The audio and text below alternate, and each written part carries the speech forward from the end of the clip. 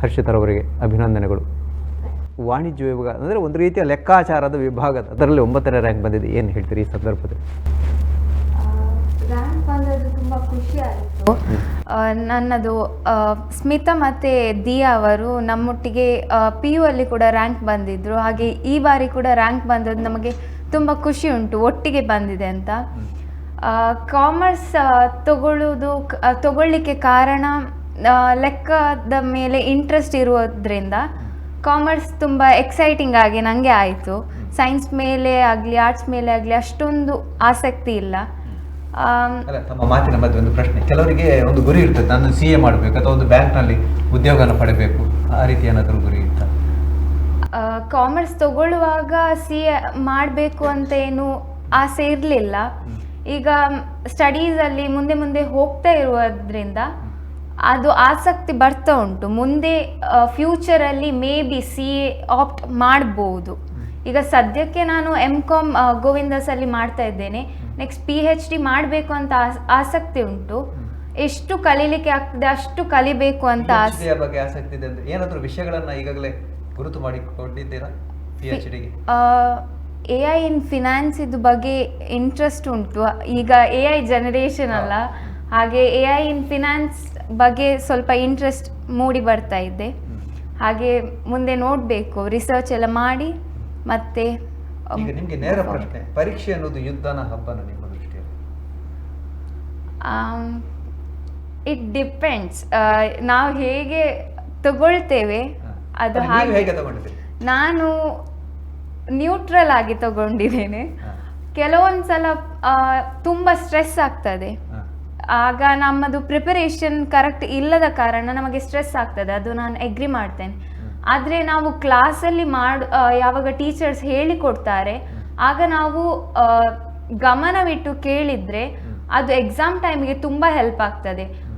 Last ಮೂಮೆಂಟಿಗೆ ನೆನಪು ಬರೋದು ಯಾವುದಂದರೆ ನಾವು ಕ್ಲಾಸಲ್ಲಿ ಕಿವಿ ಕೊಟ್ಟು ಕೇಳಿದ್ದು ತುಂಬ ಯೂಸ್ಫುಲ್ ಆಗೋದು. ಮತ್ತು ಎಲ್ಲ ಫುಲ್ ರಿಸೋರ್ಸ್ ಎಲ್ಲ ಕಲಿತು ಹೋಗುವಕ್ಕಿಂತ ಸ್ವಲ್ಪ ಕಲಿತರು ಅದನ್ನು ಚೆಂದ ಮಾಡಿ ಪ್ರೆಸೆಂಟ್ ಮಾಡಲಿಕ್ಕೆ ಕಲಿಬೇಕು. ಪ್ರೆಸೆಂಟೇಷನ್ ತುಂಬ ಇಂಪಾರ್ಟೆಂಟ್. ಯಾವುದು ಮೇನ್ ಬರಿಬೇಕು ಅದು ನಮಗೆ ಐಡಿಯಾ ಇರಬೇಕು. ಇಂಟ್ರೊಡಕ್ಷನಲ್ಲಿ ನಾವು ಎಲ್ಲ ಕ್ಲಿಯರ್ ಆಗಿ ಮೆನ್ಷನ್ ಮಾಡಿದರೆ ಅದು ಇನ್ವಿಜಿಲೇಟರ್ಗೆ ಗೊತ್ತಾಗ್ತದೆ ಇವರಿಗೆ ನಾಲೆಜ್ ಉಂಟು ಅಂತ. ಆ ಬೇಸಿಸ್ ಮೇಲೆ ಅವರು ಮಾರ್ಕ್ ಎಲ್ಲ ಕೊಡೋದು ಚಾನ್ಸಸ್ ತುಂಬ ಇರ್ತದೆ. ಇದನ್ನು ತಾವೇ ಕಲಿತ್ರೆ ಅಥವಾ ನಮ್ಗೆ ಯಾರಾದರೂ ಮಾರ್ಗದರ್ಶನ ಮಾಡಿದ್ರೆ ಹೀಗೆ ಪರೀಕ್ಷೆಗಳನ್ನು ಬರೀಬೇಕು? ಇದು ನಾನು ಸ್ಕೂಲಿಂದ ಕಲ್ತ್ಕೊಂಡು ಬಂದದ್ದು. ಅದನ್ನು ಓವರ್ ಟೈಮ್ ನಾನು ಇಂಪ್ರೂವ್ ಮಾಡಿದ್ದು. ನಾನು PU ಅಲ್ಲಿ ಆಗಿರಲಿ, ಈಗ ಡಿಗ್ರಿಯಲ್ಲಿ ಕೂಡ ಅವರು ಹೇಳಿಕೊಡ್ತಾ ಇದ್ರು, ನೀವು ಹೀಗೆ ಬರೆದ್ರೆ ನಿಮಗೆ ಗೊತ್ತಾಗ್ತದೆ ನಿಮಗೆ ಹೇಗೆ ಪ್ರೆಸೆಂಟ್ ಮಾಡಬೇಕು ಅಂತ. ಹಾಗಾಗಿ ಅಲ್ಲಿಂದ ಎಲ್ಲ ಕಲ್ತದ್ದು. ಈಗ 3 ವಿದ್ಯಾರ್ಥಿನಿ ಅನ್ನೋ ಪದ ಬಳಕೆ ಅದು ಎಷ್ಟು ಸೂಕ್ತ ಅಂತ, ವಿದ್ಯಾರ್ಥಿಗಳು ಅವರು ರ್ಯಾಂಕ್ ಗಳಿಸಿದವರು ತಮ್ಮ ಸಂಸ್ಥೆಯ ವಿದ್ಯಾರ್ಥಿಗಳು, ಏನು ಅನಿಸ್ತದೆ ಸರ್? ಸಂಸ್ಥೆಗೆ ಬಹಳ ಒಂದು ಒಳ್ಳೆಯ ಹೆಸರನ್ನು 3 ಮಂದಿ ವಿದ್ಯಾರ್ಥಿಗಳು ಕೂಡ ತಂದುಕೊಟ್ಟಿದ್ದಾರೆ. ಅವರ ಬಗ್ಗೆ ನಮಗೆ ಹೆಮ್ಮೆ ಇದೆ. ಅವರ ಮುಂದಿನ ಶೈಕ್ಷಣಿಕ ಪ್ರಯಾಣ ಇನ್ನೂ ಉಜ್ವಲವಾಗಿರಲಿ. ಅದರ ಜೊತೆಗೆ 3 ಮಂದಿ ವಿದ್ಯಾರ್ಥಿನಿಯರು ಕೂಡ ನಮ್ಮ PU ಕಾಲೇಜ್, ಪ್ರೀ ಯೂನಿವರ್ಸಿಟಿ ಕಾಲೇಜಿನ ವಿದ್ಯಾರ್ಥಿಗಳು. ಅಲ್ಲಿ ವಿದ್ಯಾಭ್ಯಾಸ ಮುಗಿದು ನಮ್ಮ ಕಾಲೇಜಿಗೆ ಬಂದಿದ್ದಾರೆ. ನಮ್ಮ ಕಾಲೇಜಿನಲ್ಲಿ ಅವರು ರ್ಯಾಂಕನ್ನು ಗಳಿಸಿಕೊಂಡಿದ್ದಾರೆ. ಅದಲ್ಲದೆ ಈ ಕಾಲೇಜಿನ ವಾತಾವರಣಕ್ಕೆ ಅವರು ಒಗ್ಗಿಕೊಂಡು ಕಾಲೇಜಿನ ವಾತಾವರಣದ ಜೊತೆಗೆ ಅವರ ಕಲಿಕೆಯನ್ನು ಇಂಪ್ರೂವ್ಮೆಂಟ್ ಮಾಡಿದ್ದಾರೆ. ಅದಲ್ಲದೆ ಹರ್ಷಿತಾ ಈಗ ನಮ್ಮಲ್ಲಿ ಸ್ನಾತಕೋತ್ತರ ಪದವಿಯನ್ನು ಮಾಡ್ತಾ ಇದ್ದಾಳೆ. ಅವಳು ಕೂಡ ವಿದ್ಯಾದಾಯಿನಿಯಿಂದ ಹಿಡಿದು, ಅಂದರೆ ವಿದ್ಯಾದಾಯಿನಿ ಹೈಸ್ಕೂಲಿಂದ ಅವಳು ಈಗ PGವರೆಗೆ ನಮ್ಮ ಆಡಳಿತಕ್ಕೆ ಒಳಪಟ್ಟಂತಹ ಹಿಂದೂ ವಿದ್ಯಾದಾಯಿನಿ ಇದರಲ್ಲೇ ವಿದ್ಯಾಭ್ಯಾಸವನ್ನು ಮಾಡಿರುವುದು ಮತ್ತು ಕೂಡ ಹೆಮ್ಮೆಯನ್ನು ತಂದುಕೊಟ್ಟಿದೆ. ಈ ಎಲ್ಲ ವಿದ್ಯಾರ್ಥಿಗಳು ನಮ್ಮ ಈಗ ವಿದ್ಯಾಭ್ಯಾಸ ಮಾಡ್ತಾ ಇರುವಂತಹ ವಿದ್ಯಾರ್ಥಿಗಳಿಗೆ ಇವರೆಲ್ಲ ಒಂದು ಮಾದರಿ ಅಂತ ನಾನು ಭಾವಿಸಿಕೊಂಡಿದ್ದೇನೆ. ಇವರ ಈ ಒಂದು ಸಾಧನೆ ನಮ್ಮ ಕಾಲೇಜಿಗೆ ಹೆಚ್ಚಿನ ಮೌಲ್ಯವನ್ನು ಯೂನಿವರ್ಸಿಟಿ ಲೆವೆಲಲ್ಲಿ ಅಥವಾ ಈ ಭಾಗದಲ್ಲಿ ನಮ್ಮ ಕಾಲೇಜಿ 3 ರ್ಯಾಂಕ್ಗಳನ್ನು ಮಂಗಳೂರು ವಿಶ್ವವಿದ್ಯಾನಿಲಯದಲ್ಲಿ ಬಾಚಿಕೊಂಡದ್ದು ಎಲ್ಲರಿಗೂ ಕೂಡ ಒಂದು ಸಂತೋಷವನ್ನು ತಂದಿದೆ. ಆ 3 ಮಂದಿ ವಿದ್ಯಾರ್ಥಿಗಳಿಗೂ ಕೂಡ ಅವರ ಮುಂದಿನ ಭವಿಷ್ಯ ಶೈಕ್ಷಣಿಕ ಪ್ರಯಾಣ ಉಜ್ವಲವಾಗಿರಲಿ ಎಂದು ಕಾಲೇಜಿನ ಪರವಾಗಿ ಆಡಳಿತ ಮಂಡಳಿಯ ಪರವಾಗಿ ಅವರೆಲ್ಲರಿಗೂ ನಾನು ಶುಭವನ್ನು ಕೋರ್ತಾ ಇದ್ದೇನೆ. ಹರ್ಷಿತ್ ಅವರೇ, ತಾವು ಓದಿನ ಜೊತೆಗೆ ಬೇರೆ ವಿಚಾರಗಳಲ್ಲಿ ಅಥವಾ ಸಾಂಸ್ಕೃತಿಕ ವಿಚಾರಗಳಲ್ಲಿ ಏನಾದರೂ ಆಸಕ್ತಿ ಇತ್ತಾ? ನಾನು NSS ರೆಡ್ ಕ್ರಾಸಲ್ಲಿ ಎಲ್ಲ ಇನ್ವಾಲ್ವ್ ಇದ್ದೆ.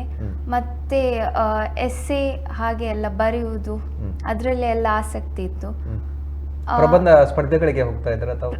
ಇದು ಕಾಲೇಜಲ್ಲಿ ನಡೀತಾ ಇದ್ದದ್ದಕ್ಕೆಲ್ಲ ಇನ್ವಾಲ್ವ್ ಆಗ್ತಾ ಇದ್ದೆ. ಮತ್ತು ಮಾತಾಡೋದು ಅಂದರೆ ತುಂಬ ಇಷ್ಟ. ಬಹುಶಃ ಮತ್ತೊಂದು ಕರೆ ಇದೆ, ನೋಡೋಣ. ಹಲೋ, ನಮಸ್ತೆ. ನಮಸ್ತೆ. ನಾನು ಅಕ್ಷತಾ. ಹಲೋ.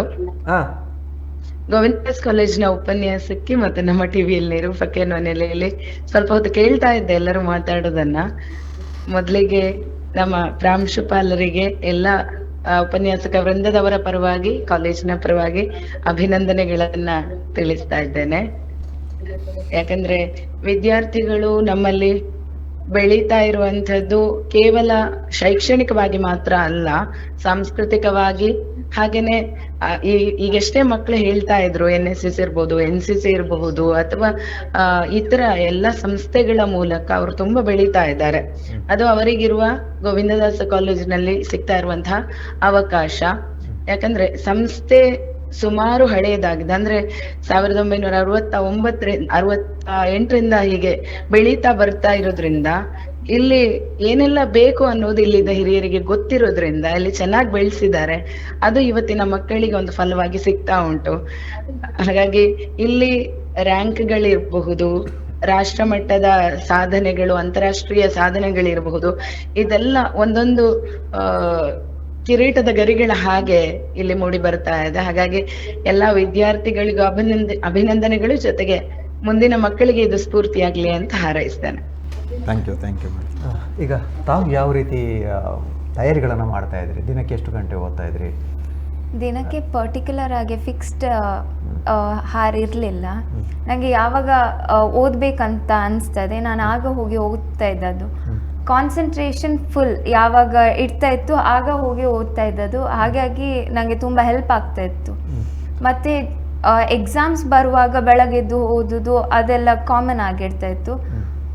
ಮತ್ತು ಯಾವಾಗ ಹಾಲಿಡೇಸ್ ಸಿಗ್ತಾ ಇತ್ತು ಎಕ್ಸಾಮಿಗೆ ಆಗ ರೆಗ್ಯುಲರ್ ಆಗಿ ಓದ್ತಾ ಇದ್ದೆ. ಸ್ವಲ್ಪ ಆದರೂ ಒಂದು 5-6 hours ಓದೋದು ಮಾಡ್ತಾ ಇದ್ದೆ. ವಿದ್ಯಾರ್ಥಿಗಳಿಗೆ ಬಹಳ ಮುಖ್ಯವಾಗಿ ಬೇಕಾಗಿರೋದು ವಾತಾವರಣ, ಪೂರಕವಾದಂಥ ವಾತಾವರಣದ್ದು. ಕಲಿಯುವಂತಹ ಶಿಕ್ಷಣ ಸಂಸ್ಥೆ ಇರ್ಬೋದು, ಮನೆ ಇರ್ಬೋದು. ಶಾಲೆಯ ಬಗ್ಗೆ ಹೇಳಿದ್ರಿ, ಕಾಲೇಜಿನ ಬಗ್ಗೆ, ಮನೆಯಲ್ಲಿ ಹೇಗಿತ್ತು? ಮನೆಯಲ್ಲಿ ತುಂಬ ಸಪೋರ್ಟಿವ್, ಅಮ್ಮ ತುಂಬ ಸಪೋರ್ಟಿವ್. ನಾನು ಇಲ್ಲಿ ತನಕ ಬಂದದ್ದು ನನ್ನ ಅಮ್ಮನ ಆಶೀರ್ವಾದದಿಂದ ಅಂತ ಹೇಳ್ಬೋದು. ಮೊದಲ ಗುರು ಅವರು. ನಂಗೆ ಖುಷಿ ಆಗ್ತದೆ ಅಲ್ವಾ ಗೊತ್ತಿಲ್ಲ, ಅವರಿಗೆ ತುಂಬ ಖುಷಿ ಆಗ್ತದೆ ನಾನು ಯಾವಾಗ ಮಾರ್ಕ್ ಎಲ್ಲ ಒಳ್ಳೆ ತೆಗೆದ್ರೆ. ಮತ್ತೆ ಎವ್ರಿ ಟೈಮ್ ಒಂದು ಮಾರ್ಕ್ ಕಮ್ಮಿ ಬಂದರೆ ಅವ್ರು ಕೇಳ್ತಾ ಇದ್ರು, ಇದು ಯಾಕೆ ಬಂತು ಕಮ್ಮಿ, ನೀನು ಎಲ್ಲಿ ರಾಂಗ್ ಮಾಡಿದಿ. ಮನೆಗೆ ಫಸ್ಟ್ ಕಾಲಿಡುವಾಗ ಎಕ್ಸಾಮ್ ಆದಮೇಲೆ ಅವರು ಯೂಶ್ವಲಿ ಕೇಳ್ತಾ ಇದ್ದದ್ದು ಎಷ್ಟು ಕ್ವಶನ್ಸ್ ಬಿಟ್ಟು ಬಂದಿ ಅಂತ, ಅದನ್ನು ಕೇಳ್ತಾ ಇದ್ದದ್ದು. ಅವರಿಗೆ ಗೊತ್ತಿಲ್ಲ ನಾನು ಅಟೆಂಪ್ಟ್ ಮಾಡ್ತೇನೆ ಅಂತ. ನಾನು ಯಾವಾಗಲೂ ಇಲ್ಲ ನನಗೆ ಕಮ್ಮಿ ಬರ್ತದೆ ಅಂತ ಮೊದಲಾಗಿ ಹೇಳುದು, ಸೊ ದಟ್ ನೆಕ್ಸ್ಟ್ ಕಮ್ಮಿ ಬರುವಾಗ ಸ್ವಲ್ಪ ಬ್ಯಾಲೆನ್ಸ್ ಆಗಲಿ ಅಂತ. But she was very supportive. ಈಗ ನನಗೆ ನಿಮ್ಮ ಮೂಲಕ ಇನ್ನೊಂದು ವಿಚಾರವನ್ನು ವಿದ್ಯಾರ್ಥಿಗಳಿಗೆ, ಪರೀಕ್ಷೆಗೆ ಸಿದ್ಧರಾಗ್ತಾ ಇರೋ ವಿದ್ಯಾರ್ಥಿಗಳಿಗೆ ಕೊಡಬೇಕಿದೆ. ಪರೀಕ್ಷೆ ಅಂದರೆ ಅಲ್ಲಿ ಸಮಯ ಕೂಡ ಅಷ್ಟೇ ಮುಖ್ಯ ಆಗ್ತದೆ. 3 ಗಂಟೆನೇ 2 ಗಂಟೆನೇ ಯಾವುದೇ ಆ ಸಮಯದ ಒಳಗೆ ಬರಬೇಕು. ಎಷ್ಟು ಗೊತ್ತಿದ್ರು ಏನಿದ್ರು ಅದನ್ನು ಯಾವ ರೀತಿ ಹೊಂದಾಣಿಕೆ ಮಾಡ್ತಾ ಇದ್ರು? ಎಲ್ಲ ಕ್ವೆಶನ್ ಆ್ಯಂಡ್ ಆನ್ಸರ್ಗೆ ಫಸ್ಟ್ ಇಂಟ್ರೊಡಕ್ಷನ್ ಮತ್ತು ಬಾಡಿ ಕನ್ಕ್ಲೂಷನ್ ಇದೆಲ್ಲ ಕಾಮನ್ ಆಗಿ ಹೇಳಿಕೊಡೋದು. ಹಾಗೆ ನಾವು ಒಂದು ಕ್ವೆಶನಿಗೆ ಎಷ್ಟು ಬರಿಬೇಕು ಅದನ್ನು ಗೊತ್ತಿರಬೇಕು ನಮಗೆ, ಸೊ ದಟ್ ಟೈಮ್ ಮ್ಯಾನೇಜ್ ಮಾಡ್ಬೋದು. ಒಂದು ಕ್ವೆಶನಿಗೆ ಒಂದು 10 minutes ಒಳಗೆ ನಾವು ಕಂಪ್ಲೀಟ್ ಮಾಡಿದರೆ ಮಿಕ್ಕಿದೆಲ್ಲ ನಾವು ಬರಿಬೋದು. ವಿದಿನ್ 3 hours ನಾವು ಕಂಪ್ಲೀಟ್ ಮಾಡುವಾಗೆ ಮೊದಲೇ ನೋಡ್ಕೊಳ್ಬೇಕು. ಫಸ್ಟ್ ಯಾವ ಸೆಕ್ಷನನ್ನು ಹೋಗಿ ಕ್ಲಿಯರ್ ಮಾಡಬೇಕು, ಮತ್ತು ಯಾವ ಸೆಕ್ಷನನ್ನು ಕ್ಲಿಯರ್ ಮಾಡೋದು, ಮತ್ತು ಫಸ್ಟ್ ಯಾವುದು ಗೊತ್ತುಂಟು, ಯಾವ ಕ್ವೆಶನ್ಸ್ ಗೊತ್ತುಂಟು ಅದನ್ನು ಫಸ್ಟ್ ಅಟೆಂಪ್ಟ್ ಮಾಡಬೇಕು. ಮತ್ತೆ ನಾವು ಯಾವುದು ಸ್ವಲ್ಪ ಐಡಿಯಾ ಉಂಟು ಅದರ ಬಗ್ಗೆ ರಿಕಾಲ್ ಮಾಡಿ ಅದನ್ನು ಬರೀಲಿಕ್ಕೆ ಟ್ರೈ ಮಾಡಬೇಕು. ಅಟ್ಲೀಸ್ಟ್ ಟ್ರೈ ಮಾಡೋದು ಇಂಪಾರ್ಟೆಂಟ್ ಆಗಿರ್ತದೆ. ಸಮಯ ಸಿಕ್ಕಿದ್ರೆ ಮತ್ತೆ ಬರೆದದನ್ನು ಮತ್ತೊಮ್ಮೆ ಮತ್ತೊಮ್ಮೆ ಓದ್ಬೇಕು. ಓದ್ಬೇಕು. ಎಲ್ಲಿಯಾದ್ರೂ ಪ್ರಶ್ನೆಗಳು ಬಿಟ್ಟು ಹೋಗಿದೆಯಾ, ಬರೀಲಿಕ್ಕೆ ಬಾಕಿ ಇದೆ, ಅದನ್ನು ಕ್ವಶನ್. ಈಗ ತಮ್ಮಲ್ಲಿ ಆ ಸಂಸ್ಥೆ ಬಗ್ಗೆ ಹೇಳಲೇಬೇಕಾದಂಥ ಒಂದು 2 ಸಂಗತಿಗಳಿದೆ. ಒಂದು ಯಕ್ಷಗಾನಕ್ಕೆ ಕೊಡ್ತಾ ಇರುವಂಥ ಪ್ರೋತ್ಸಾಹ, ಮತ್ತೊಂದು ಕ್ರೀಡಾ ಕ್ಷೇತ್ರಕ್ಕೆ. ಅದರಲ್ಲೂ ನಾನು ಕಲಿಯುತ್ತಿದ್ದ ಸಂದರ್ಭದಲ್ಲಿ ಇಡೀ ಮಂಗಳೂರು ವಿಶ್ವವಿದ್ಯಾನಿಲಯಕ್ಕೆ ಸತತವಾಗಿ ಬಹುಶಃ ಒಂದು 10-12 ವರ್ಷ ಕುಸ್ತಿಯಲ್ಲಿ ಚಾಂಪಿಯನ್ ಆಗಿತ್ತು. ಆ ಒಂದು ಕ್ಷೇತ್ರಕ್ಕೆ ಕೊಟ್ಟಂಥ ಕೊಡುಗೆಗಳು. ಈಗಲೂ ಕೂಡ ಯಕ್ಷಗಾನಕ್ಕೆ ಹೆಚ್ಚಿನ ಪ್ರೋತ್ಸಾಹವನ್ನು ಕೊಡ್ತಾ ಇದ್ದೇವೆ. ಯಕ್ಷಗಾನಕ್ಕೆ ಯಕ್ಷಗುರು ಪೂರ್ಣಿಮಾ ರೈ ಅವರಿದ್ದಾರೆ. ಅವರು ಕಿತ್ತೂರು ರಾಣಿ ಚೆನ್ನಮ್ಮ, ಅದಲ್ಲದೆ ಬೇರೆ ಬೇರೆ ಪ್ರಶಸ್ತಿಗಳನ್ನು ಬಾಚಿಕೊಂಡವರು. ಈಗಲೂ ನಮ್ಮ ಕಾಲೇಜಲ್ಲಿ ಅವರು ವಿದ್ಯಾರ್ಥಿಗಳಿಗೆ ಆ ಯಕ್ಷಗಾನವನ್ನು ಕ್ಲಾಸನ್ನು ಮಹಿಳಾ ಯಕ್ಷಗಾನವನ್ನು ಆರಂಭ ಮಾಡಿದ್ದೇ ಅವರು ಸತತ ಎಷ್ಟೋ ವರ್ಷಗಳಿಂದ ಆ ಕೆಲಸವನ್ನು ಮಾಡ್ತಾ ಇದ್ದಾರೆ ಮತ್ತು ಆ ಕೆಲಸದಲ್ಲಿ ಅವರು ಸಕ್ಸಸ್ ಕೂಡ ಆಗಿದ್ದಾರೆ. ಅದಲ್ಲದೆ ನಮ್ಮ ಯಕ್ಷಗಾನ, ಮಹಿಳಾ ಯಕ್ಷಗಾನ ಬಹಳ ಪಾಪ್ಯುಲರ್ ಆದಂಥ ಯಕ್ಷಗಾನ ಆಗಿತ್ತು. ಅದಲ್ಲದೆ ಈಗಲೂ ಕೂಡ ಯಕ್ಷಯಾನ ಎನ್ನುವಂಥದ್ದನ್ನು ಪ್ರಾರಂಭ ಮಾಡಿದ್ದೇವೆ. ನಮ್ಮ ಈಗಿನ ಡೈರೆಕ್ಟರ್ ಆಗಿರುವಂತಹ ಪ್ರೊಫೆಸರ್ ರಮೇಶ್ ಭಟ್ SG ಅವರು 4 ದಿವಸಗಳ ಕಾಲ ಯಕ್ಷಯಾನವನ್ನು ನಮ್ಮ ಕಾಲೇಜಿನಲ್ಲಿ ಸತತವಾಗಿ ಮಾಡಿದ್ದಾರೆ. ಅದರ ಫಲಶ್ರುತಿಯಾಗಿ ಈ ಸಲ ಕೂಡ 21ನೇ ತಾರೀಕಿಗೆ 5 ಕಾಲೇಜುಗಳ ಟೀಮು ಬರ್ತಾ ಇದೆ. ನಮ್ಮಲ್ಲಿ ಯಕ್ಷಯಾನ, ಅಗರಿ ಸಂಸ್ಮರಣೆ ಇದೆಲ್ಲ ವರ್ಷಂಪ್ರತಿ ನಡೆಯುತ್ತಾ ಇದೆ. ಅದಲ್ಲದೆ ಕ್ರೀಡಾ ಕ್ಷೇತ್ರದಲ್ಲಿ ಕೂಡ ನಮ್ಮ ಹಿಂದೂ ವಿದ್ಯಾದಾಯಿನಿ ಸಂಘ ಅದರದೇ ಆದಂತಹ ಕ್ರೀಡೆಗೆ ಪ್ರೋತ್ಸಾಹವನ್ನು ನೀಡ್ತಾ ಇದೆ. ಅಕಾಡೆಮಿ ಅಂತ ಒಂದನ್ನು ಮಾಡಿದ್ದಾರೆ. ಅದರಲ್ಲಿ ಎಷ್ಟೋ ಮಂದಿಗೆ ಈ ಕ್ರೀಡೆಗೆ ತರಬೇತಿಯನ್ನು ನೀಡುವಂಥ ಕೆಲಸವನ್ನು ಕೂಡ ಈಗ ಬಹಳ ಭರದಿಂದ ಆಗ್ತಾ ಇದೆ. ನಮ್ಮ ಕಾಲೇಜಿನಲ್ಲಿ ಕೂಡ ವಿದ್ಯಾರ್ಥಿಗಳನ್ನು ಕ್ರೀಡೆಗೆ ಹೆಚ್ಚಿನ ಇದರಲ್ಲಿ ಪ್ರೋತ್ಸಾಹಿಸ್ತಾ ಇದ್ದೇವೆ. GPL, ಅದಲ್ಲದೆ ಕಬಡ್ಡಿ, ಲೀಗ್ ಮ್ಯಾಚ್ ಇದನ್ನೆಲ್ಲ ಕಾಲೇಜಿನಲ್ಲಿ ಮಾಡ್ತಾ ಇದ್ದೇವೆ. ಕಾಲೇಜಿನಲ್ಲಿ ಕ್ರೀಡಾ ಕ್ಷೇತ್ರದಲ್ಲಿ, ಸಾಹಿತ್ಯ ಕ್ಷೇತ್ರದಲ್ಲಿ, ಅದಲ್ಲದೆ ಲಲಿತಕಲಾ ಕ್ಷೇತ್ರದಲ್ಲಿ, ಪ್ರತಿಯೊಂದು ಕ್ಷೇತ್ರದಲ್ಲಿ ಕೂಡ ಶೈಕ್ಷಣಿಕ ಮತ್ತು ಶೈಕ್ಷಣಿಕ ಸಂಬಂಧಪಟ್ಟಂತಹ ಬೇರೆ ಬೇರೆ ವಿಷಯಗಳಲ್ಲಿ ಕೂಡ ನಾವು ವಿದ್ಯಾರ್ಥಿಗಳಿಗೆ ಪ್ರೋತ್ಸಾಹವನ್ನು ನೀಡ್ತಾ ಇದ್ದೇವೆ. 1967ರಿಂದ ಪ್ರಾರಂಭವಾದಂಥ ನಮ್ಮ ಕಾಲೇಜು 1970ರಿಂದ 2025ರವರೆಗೆ 71 ರ್ಯಾಂಕ್ಗಳನ್ನು ಬಾಚಿಕೊಂಡಿದೆ. ಅದಲ್ಲದೆ ಈ ಸಲದ 3 ರ್ಯಾಂಕ್, ಒಟ್ಟು ಈಗ 74 ರ್ಯಾಂಕ್ಗಳನ್ನು 3 ವಿಭಾಗಕ್ಕೆ ಬಂದಿದೆ. 3 ವಿಭಾಗಕ್ಕೆ ಮತ್ತು ವಿಜ್ಞಾನ 3 ವಿಭಾಗಕ್ಕೆ ರ್ಯಾಂಕ್ಗಳು ಬಂದಿರ್ತದೆ. ಈ 3 ರ್ಯಾಂಕ್ ಸೇರಿಸಿ 74ಕ್ಕೆ ನಾವು ಮುಟ್ಟಿದ್ದೇವೆ. ಇದು ಇನ್ನೂ ಹೆಚ್ಚು ರ್ಯಾಂಕ್ ಬರಲಿ, ಆದಷ್ಟು ಬೇಗ ಸೆಂಚುರಿಯನ್ನು ಬಾರಿಸಬೇಕು ಎನ್ನುವಂಥದ್ದು ನಮ್ಮದೊಂದು ಆಸೆ ಆಗಿರ್ತದೆ. ಈ ನಿಟ್ಟಿನಲ್ಲಿ ನಮ್ಮ ಎಲ್ಲ ಅಧ್ಯಾಪಕ ವೃಂದದವರು ಕಾರ್ಯಪ್ರವೃತ್ತರಾಗ್ತಾ ಇದ್ದಾರೆ. ಆದ್ದರಿಂದ ನಮ್ಮೆಲ್ಲರ ಒಂದು ನಿರೀಕ್ಷೆಯಾಗಿ ಇನ್ನೂ ಹೆಚ್ಚಿನ ರ್ಯಾಂಕ್ಗಳು ನಮ್ಮ ಕಾಲೇಜಿಗೆ ಬರಬೇಕು. ಒಂದು ಕಾಲೇಜಿನ ಶೈಕ್ಷಣಿಕ ಯಶಸ್ಸನ್ನು ನಾವು ನೋಡುವಂಥದ್ದು ಆ ಕಾಲೇಜಿಗೆ ಬಂದಂಥ ರ್ಯಾಂಕಿನ ಬೇಸಿಸಲ್ಲಿ. ಈ ಸಲದ ಈ 3 ರ್ಯಾಂಕ್ ನಮ್ಮ ಕಾಲೇಜನ್ನು ಉನ್ನತ ಮಟ್ಟಕ್ಕೆ ಕೊಂಡು ಹೋಗಿದೆ ಅಂತ ಹೇಳಲು ನಾನು ಬಹಳ ಸಂತೋಷ ಪಡ್ತಾ ಇದ್ದೇನೆ. ಈಗ ವಿಜ್ಞಾನ ವಿಭಾಗದಲ್ಲಿ ಪ್ರಮೇಯಗಳು ಅಥವಾ ಸೂತ್ರಗಳು, ಥಿಯರಮ್ಸ್ ಅಂತ ನಾವು ಹೇಳ್ತೇವೆ, ಅದು ಬಹಳ ಮುಖ್ಯ ಆಗ್ತದೆ. ವಾಣಿಜ್ಯ ವಿಭಾಗದಲ್ಲಿ ಅಂಥ ಏನಾದರೂ ಇರ್ತದ ಸೂತ್ರಗಳು? ಒಂದು ಲೆಕ್ಕಾಚಾರ ಹಾಕಬೇಕಾದ್ರೆ ಇಂಥದ್ದೇ ಸೂತ್ರಗಳು ಇರ್ತದೆ, ಅಂಥದ್ದು ಏನಾದರೂ ಇರ್ತದ ವಾಣಿಜ್ಯದಲ್ಲಿ? ಸೂತ್ರ ಅದೊಂದು ಅಕೌಂಟಿಂಗಲ್ಲಿ ಮೇನ್ ಬರುವುದೇ ಬ್ಯಾಲೆನ್ಸ್ ಶೀಟ್. ನಿಮಗೆ ಬ್ಯಾಲೆನ್ಸ್ ಶೀಟಲ್ಲಿ ಬ್ಯಾಲೆನ್ಸ್ ಅಮೌಂಟ್ ಸಿಕ್ಕಿದ್ರೆ ನಿಮಗೆ ಆನ್ಸರ್ ಕರೆಕ್ಟ್ ಅಂತ ಗೊತ್ತಾಗ್ತದೆ. ಏನಾದರೂ ಸಂದರ್ಭದಲ್ಲಿ ಸಂದೇಹಗಳಾದಾಗ, ಸಂಶಯಗಳು ಬಂದಾಗ ಏನು ಮಾಡ್ತಾ ಇದ್ರಿ? ಅರ್ಥ ಆಗಿಲ್ಲ ಯಾವುದೊಂದು ವಿಷಯ ಅರ್ಥ ಆಗಲಿಲ್ಲ ಅಂದರೆ ನಾವು ಸರ್ ಹತ್ರ ಎಲ್ಲ ಕೇಳ್ತಾ ಇದ್ವಿ. ತುಂಬ ಸಪೋರ್ಟಿವ್ ಆಗಿದ್ರು ಅವರು. ರಿಸೋರ್ಸ್ ತುಂಬ ಹುಡುಕಿ ನಮಗೆ ತಂದು ಕೊಡ್ತಾ ಇದ್ರು. ವೆರೈಟಿ ಕ್ವೆಶನ್ಸ್ ತಂದು ಕೊಡ್ತಾ ಇದ್ರು, ಕ್ಲಾಸಲ್ಲಿ ಸಾಲ್ವ್ ಮಾಡಿಸ್ತಾ ಇದ್ರು.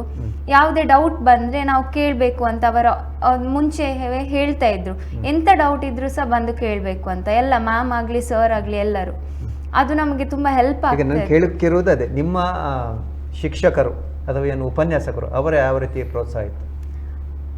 ನನಗೆ ಒಂದು ಸರ್ ಹೇಳಿದ್ರು, ರ್ಯಾಂಕ್ ತೆಗೆಯುವುದು ಇಂಪಾರ್ಟೆಂಟ್ ಅಲ್ಲ, ಎಷ್ಟು ಮಾರ್ಕ್ ನೀವು ತೆಗಿತೀರಿ ಮುಂಚೆ ಅದನ್ನು ಹಾಗೆವೇ ತಗೊಂಡು ಹೋಗಬೇಕು.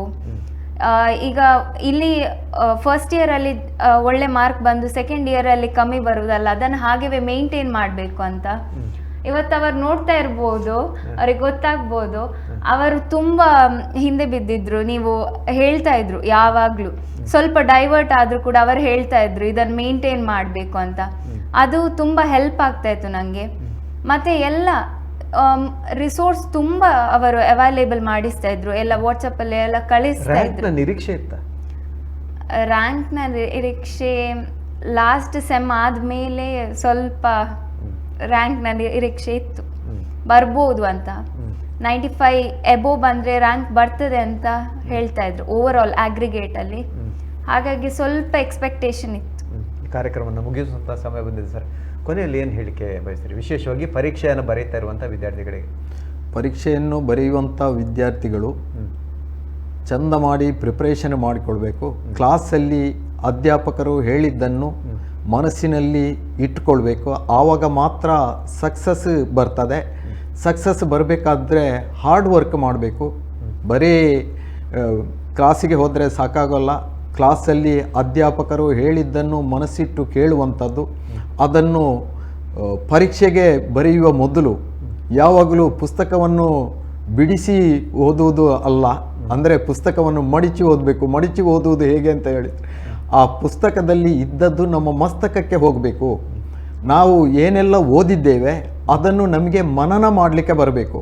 ಆವಾಗ ಮಾತ್ರ ನಮಗೆ ಅದು ಎಕ್ಸಾಮಲ್ಲಿ ಬರೆಯಲಿಕ್ಕೆ ಬರ್ತದೆ, ಮತ್ತು ಅದು ನಮ್ಮ ಜ್ಞಾನವನ್ನು ಹೆಚ್ಚಿಸ್ತದೆ. ಯಾವಾಗಲೂ ಬರೀ ಪುಸ್ತಕವನ್ನು ಓದುವುದು ಮಾತ್ರ ಅಲ್ಲ, ಆ ಜ್ಞಾನ ನಮಗೆ ಬಹಳ ಅವಶ್ಯಕತೆ ಇದೆ. ಎಲ್ಲಿಂದೆಲ್ಲ ನಮಗೆ ಜ್ಞಾನ ಬರ್ತದೋ ಅದನ್ನು ನಾವು ಸ್ವೀಕರಿಸಬೇಕು. ಆ ರೀತಿ ಸ್ವೀಕರಿಸಿದಾಗ ಮಾತ್ರ ನಾವು ಜೀವನದಲ್ಲಿ ಒಂದು ಸಕ್ಸಸ್ ಎನ್ನುವಂಥದ್ದನ್ನು ಕಾಣಲಿಕ್ಕೆ ಸಾಧ್ಯ ಇದೆ. ನಮ್ಮ ಕಾಲೇಜಿನಲ್ಲಿ ಅದಕ್ಕೆ ಬೇಕಾದಂಥ ಎಲ್ಲ ಪೂರಕವಾದಂಥ ವಾತಾವರಣವಿದೆ.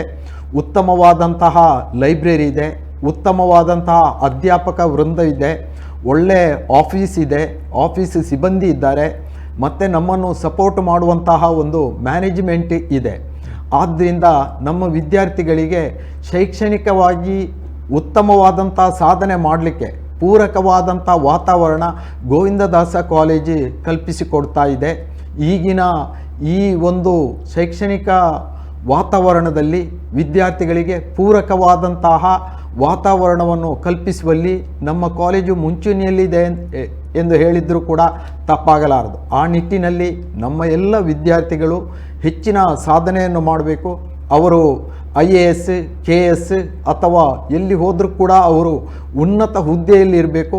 ಅವರನ್ನು ಉನ್ನತ ಹುದ್ದೆಯಲ್ಲಿ ನೋಡುವಂತಹ ಒಂದು ಅಭಿಲಾಷೆ ನಮಗೆ ಇರ್ತದೆ ಅಂತ ನಾನು ಹೇಳ್ತಾ ಇದ್ದೇನೆ.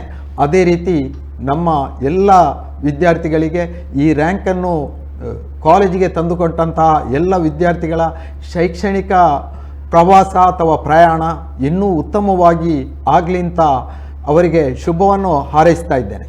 ಕೊನೆಯಲ್ಲಿ DVG ಅವರ ಅದ್ಭುತವಾದಂಥ ಕೃತಿ ಮಂಕುತಿಮ್ಮನ ಕಗ್ಗದ ಒಂದು ತುಣುಕು ನೆನಪಾಗ್ತದೆ. ಗಿಣಿಯೋದು ಪುಸ್ತಕ ಜ್ಞಾನ, ನಿನ್ನನುಭಾವವೇ ನಿನಗೆ ಧರ್ಮದ ದೀಪ ಅಂತ.